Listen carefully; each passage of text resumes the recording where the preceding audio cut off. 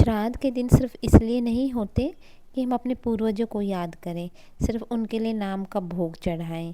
श्राद्ध के दिन इसलिए आते हैं जो वो भटकी हुई आत्माएं हैं, जो हमारे पितर हैं, जो हमारे पूर्वज हैं, ताकि उनकी आत्मा अगली योनि में जाके भी भटकती ना रह जाए। तो उनकी आत्मा को शांति के लिए ये श्राद्ध के दिन आते हैं, ताकि हम उनको शांत कर सकें।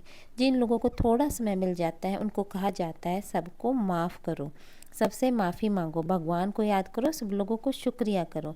ये वही लोग कर सकते हैं जिनको थोड़ा सा समय मिल जाए। इसलिए बहुत ध्यान रखना पड़ता है कि किन चीज़ों में जीवन में अटके हुए हैं, क्योंकि एक क्षण आया तो उन्हीं रस्सियाँ उन्हीं गांठों के साथ चले जाएंगे। ऐसा नहीं होना चाहिए। सबके बीच रहें, लेकिन कैसे रहते हुए हम अपना कदम आगे बढ़ाएं, एकदम हल्के रहें। कुछ लोग तो परिवार को भी बोल देते हैं कि मेरे जाने के बाद भी फलाने से बात मत करना। सोचो, जो आत्मा ऐसे विचार लेकर जाएगी, क्या वो शांत रह पाएगी? यह इसलिए है कि जीवन की प्राथमिकता स्पष्ट नहीं है, छोटी छोटी बातों में नाराज़गियाँ पकड़ कर रखी हुई हैं। तो इन श्राद्ध के दिनों में उन सारी नाराज़गियों को छोड़ देना है। जब तक वो सारी चीज़ें छोड़ेंगे नहीं, जब तक नवरात्रे नहीं आ सकते, देवी का आह्वान नहीं होगा। जहाँ मन और चित्त पर मैल है वहाँ दिव्यता नहीं आ सकती। इसलिए हर चीज़ जो संस्कृति में बनी वो सीखने के लिए थी। पहले श्राद्ध के दिन थे, फिर उसके बाद नवरात्रि आई, फिर 9 दिनों के बाद दशहरा आया, फिर उसके 20 दिनों के बाद दिवाली आई। मतलब पहले अपने संस्कारों को ठीक करें, जीवन ऐसा बनाएं कि जिस क्षण मुझ आत्मा को उड़ना पड़े वह तैयार रहे। जैसे कहते हैं ना कि लेन देन कभी पेंडिंग नहीं होना चाहिए। पेंडिंग रह गया तो वेरीफाइड हो जाएगा। लेन देन सिर्फ धन का नहीं बल्कि अपने मन का भी, अपने अंदर जो होता है सब चुकता करना है, यही चुकता करके जाना है।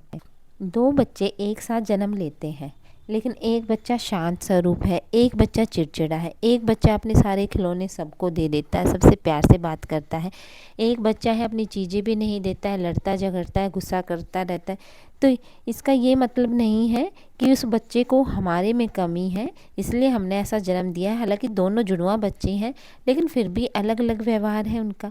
वो सिर्फ इसलिए है ये आत्माएं पिछले जन्म में जहाँ इनकी रस्सियाँ अटक गई थी, जहाँ इनकी गांठें बन गई थी, इन्होंने वहीं से जन्म लिया है। इसलिए हमें अपना हिसाब चुकता करके जाना है। अपनी आत्मा को कोई मैल नहीं लेके जाना है, कोई गांठ नहीं लेके जानी है, ताकि हम अगले जन्म में एक नई आत्मा, एक नए रूप के साथ, एक नई शांति के साथ जन्म ले सकें। अगर हमें शक्ति मिले तो 4 घंटे के अंदर हम कौन कौन से संस्कार अपने अंदर ला सकते हैं। हम जीवन में तो इन बातों का बहुत ध्यान रखते हैं कि जब हम जाएंगे तो पीछे क्या छोड़कर जाएंगे।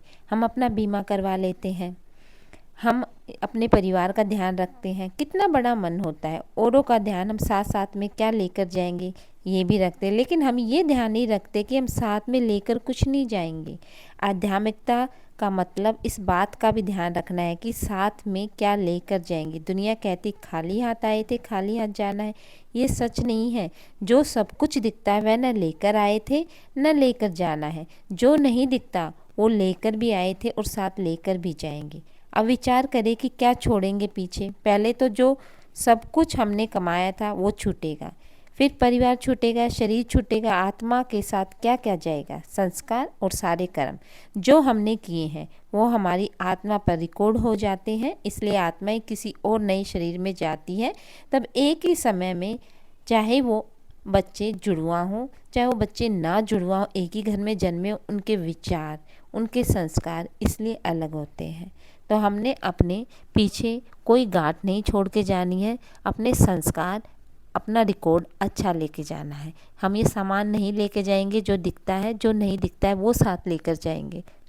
तो इसलिए हमें अपने संस्कार, अपने कर्म कमाने हैं, रिकॉर्ड में रखने हैं और साथ लेके जाने। ओम शांति।